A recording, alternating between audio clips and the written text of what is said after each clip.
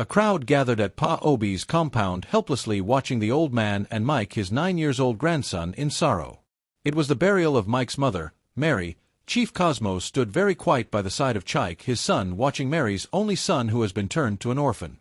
Chief Cosmos has been friend with Pa Obi for many years, and also Chik has been Mike's friend.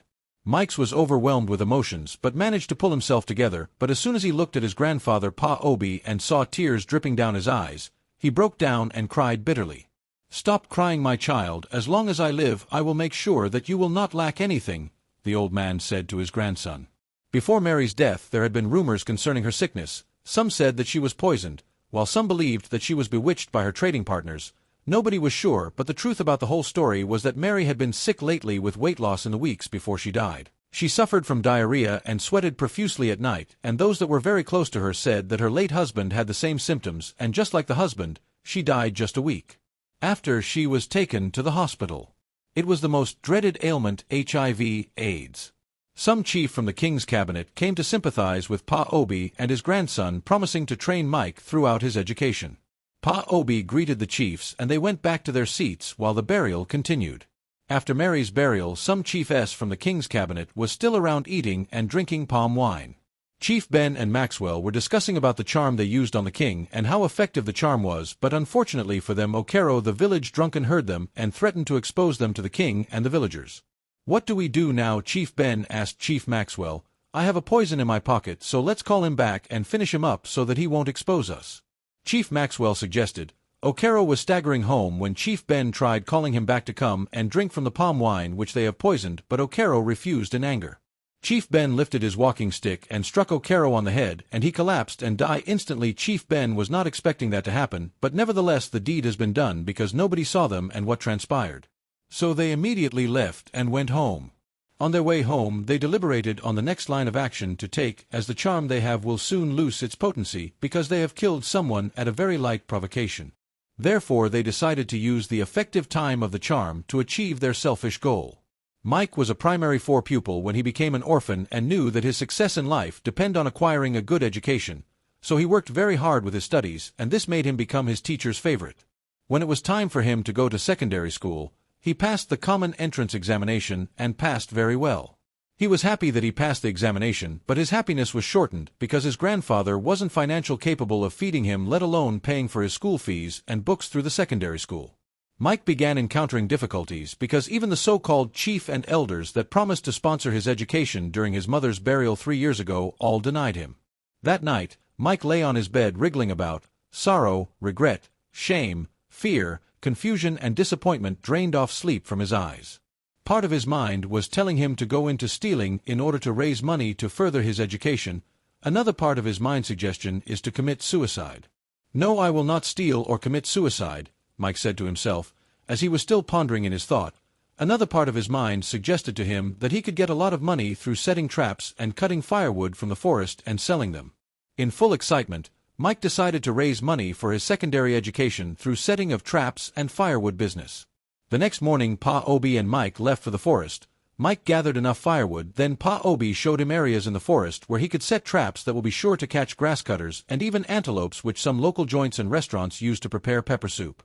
Almost on daily basis his traps caught one animal or the other, especially grasscutters and antelopes, and Mike spotted out some bars where he supplied the bushmeats and also the firewood. It was very difficult for Mike to combine these business with his studies when their school was in session, but all the same he managed. Sometimes his grandfather helped him to check his traps, and before going to school Mike will go and gather firewoods and fetch water for their domestic use at home. Then in the evening he supplied the bars and restaurants with the bush meats his traps caught.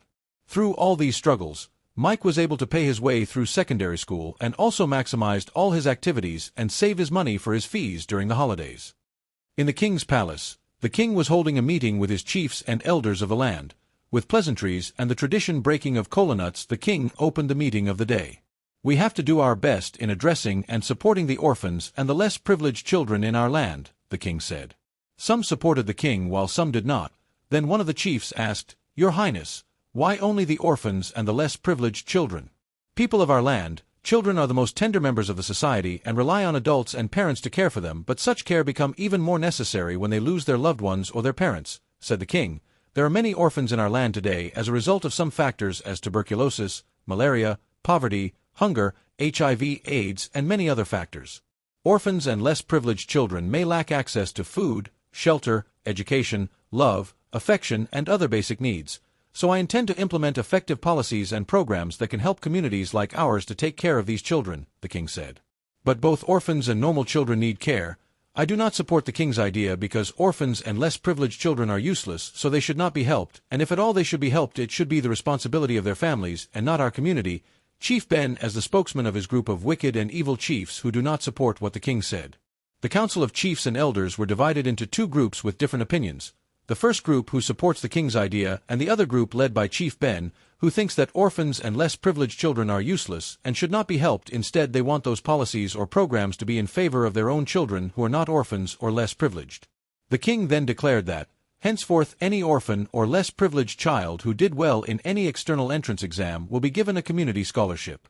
Still yet Chief Ben and his group wanted the scholarship to be given to every child so that their selfish interest could be met because they think that the orphans and less privileged children are cursed and that they are the reason why their parents and guardians are dead and such children should not be helped. But the king has made his decree and it was then open to any child in the community but with special consideration taken on the orphans and less privileged children. Chik and Mike met on the road and decided to walk to a roadside tress where they will find shed because the sun was shining heavily, so they stood there and talk. "Where are you coming back from this time? You are not carrying firewood or bushmeat that your trap caught?" asked Chik, looking at his friend with a bag he hung on his shoulder. "From exam," Mike replied. "Did you say exam? Which exam?" Chik asked. "I took the university entrance examination today," Mike answered. "Oh, I wish you will come out with the best result so that you can win the scholarship instituted by our community," Chik said, but Mike hissed and smiled. "Did many people write the exam?" Chik asked. "Yes, I saw Samantha, the daughter of Chief Ben, at the examination center and many others from Awuda land," Mike said. "But I am sure you are scared." "No, not at all, because scholarship or not, I have made up my mind to go to the university," Mike replied, and Chik nodded in joy.